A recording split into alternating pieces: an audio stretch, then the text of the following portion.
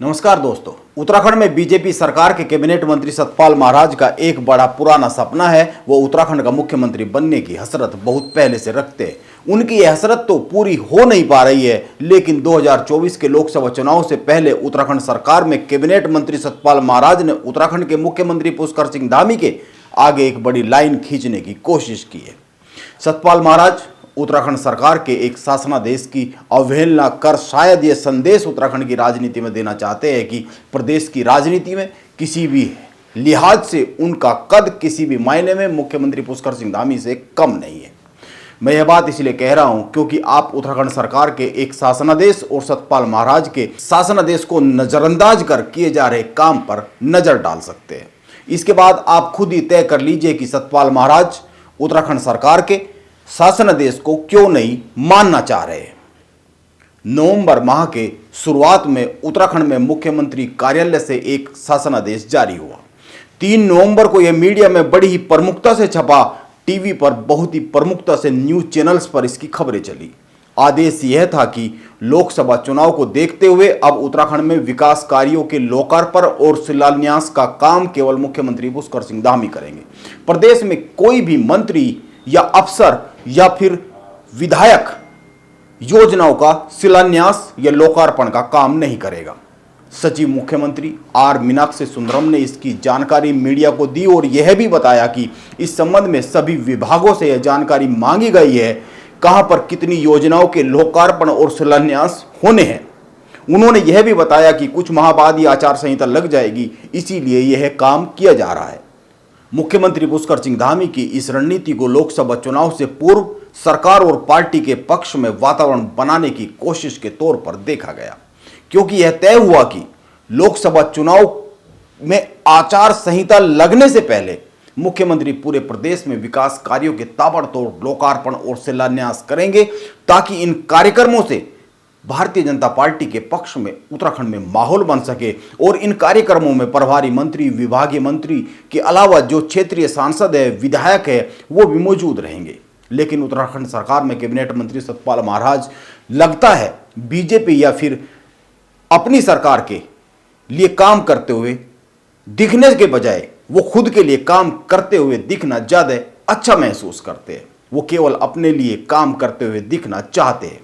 आप इन विज्ञापनों और खबरों को गौर से देखिए। ये सारे लोकार्पण और शिलान्यास के कार्यक्रम सतपाल महाराज कर रहे हैं या फिर करने वाले हैं। ये सभी पौड़ी लोकसभा सीट पर आते हैं और 22 नवंबर से 24 नवंबर तक इन सभी लोकार्पण और शिलान्यास के काम का सतपाल महाराज करने वाले हैं। लोकार्पण या शिलान्यास ये 22 से 24 नवंबर के बीच में ये इनके विज्ञापन मीडिया में जारी हुए, अखबारों में छपे हैं और खुद सतपाल महाराज इन लोकार्पण और शिलान्यास के कार्यक्रमों को अपने सोशल मीडिया प्लेटफॉर्म पर बहुत अच्छी से, बहुत तरजीह के साथ पेश कर रहे हैं, शेयर कर रहे हैं।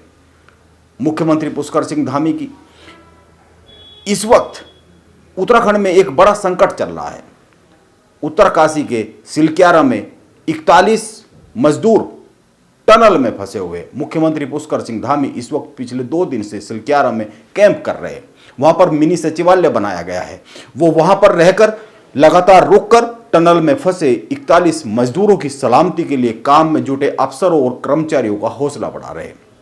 और सतपाल महाराज पौड़ी लोकसभा सीट पर दनादन लोकार्पण और शिलान्यास के काम में जुटे हुए हैं, जबकि इसी माह के शुरू में उत्तराखंड सरकार की ओर से शासनादेश जारी हो चुका है कि उत्तराखंड में कोई भी शिलान्यास या लोकार्पण का काम बगैर मुख्यमंत्री की अध्यक्षता के होगा नहीं।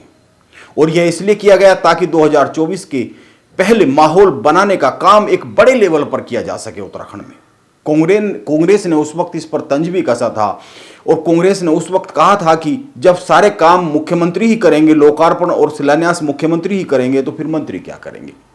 लेकिन कांग्रेस इस पर तंज कस रही है और बीजेपी की प्रवक्ता के पास इसको लेकर बहुत सटीक उत्तर नहीं है। बीजेपी अपनी सरकार के कैबिनेट मंत्री की कार्य प्रणाली पर निरुत्तर जैसी है, यह कहा जा सकता है। अब इसका उत्तर सतपाल महाराज को खुद देना चाहिए। पता नहीं वो देंगे या नहीं देंगे, लेकिन यह तो बहुत ही साफ सी बात है कि वो मुख्यमंत्री कार्यालय के आदेश की अवहेलना कर एक बड़ी लाइन उत्तराखंड की राजनीति में खींचना चाहते हैं। और यह जो लाइन खींचना चाहते हैं, यह मुख्यमंत्री पुष्कर सिंह धामी के सामने खींचती हुई लाइन दिख रही है। बीजेपी में साफ साफ यह बात इसलिए भी कही जा सकती है क्योंकि ये सभी लोकार्पण या फिर शिलान्यास कोई छोटे मोटे लोकार्पण या शिलान्यास नहीं है। ये 100 लाख, 200 लाख, 300 लाख रुपए के काम है, शिलान्यास और लोकार्पण है। इसीलिए यह तो कहा नहीं जा सकता है कि मुख्यमंत्री सिलक्यारा में बिजी है, टनल हादसे में वहां पर लगातार रुककर मजदूरों को निकालने के काम में लगे कर्मचारियों और अफसरों का हौसला बढ़ा रहे हैं। इसीलिए कैबिनेट मंत्री छोटे मोटे काम निपटा रहे हैं। ये छोटे मोटे काम नहीं है। जब सरकार ने यह तय किया कि सभी लोकार्पण और शिलान्यास मुख्यमंत्री खुद करेंगे अपनी अध्यक्षता में, उस वक्त जब ये शासनादेश जारी हुआ, उस वक्त बीजेपी के प्रदेश अध्यक्ष महेंद्र भट्ट का भी एक बयान आया था। उन्होंने कहा था कि अलग अलग और छोटे छोटे कार्यक्रम कराने के स्थान पर एक ही साथ बड़े कार्यक्रम कराना जाना स्वागत योग्य कदम है। लोकसभा चुनाव में आचार संहिता को देखते हुए उसको लगने से पहले संगठन ने सुझाव दिया है कि उसको लगने से पहले ये काम किया जाए। यानी उत्तराखंड में पार्टी संगठन भी यही चाहता है। यह बात महेंद्र भट्ट ने कही थी। यानी सतपाल महाराज सरकार के शासनादेश की अनदेखी कर रहे हैं, वो पार्टी की इच्छा के भी खिलाफ काम कर रहे हैं, यह कहा जा सकता है। आखिर सतपाल महाराज ऐसा क्यों कर रहे हैं, यह एक बड़ा सवाल है। वो पौड़ी गढ़वाल से लोकसभा का चुनाव लड़ना चाहते हैं। यहाँ से तीरथ सिंह रावत बीजेपी के सांसद है और त्रिवेंद्र सिंह रावत भी यहाँ पर पद यात्रा कर रहे हैं और सतपाल महाराज भी यहाँ पर दनादन लोकार्पण और शिलान्यास कर रहे हैं। यानी पौड़ी गढ़वाल लोकसभा सीट को लेकर बीजेपी में बहुत कुछ चल रहा है। इस सीट को लेकर बीजेपी में इस बार बड़ा घमासान रहने वाला है। यह साफ साफ तस्वीर बनती हुई दिख रही है। ये काफी दिलचस्प होने वाला है, इस पर ध्यान दिया जाना चाहिए। नमस्कार, मैं योगेश राणा।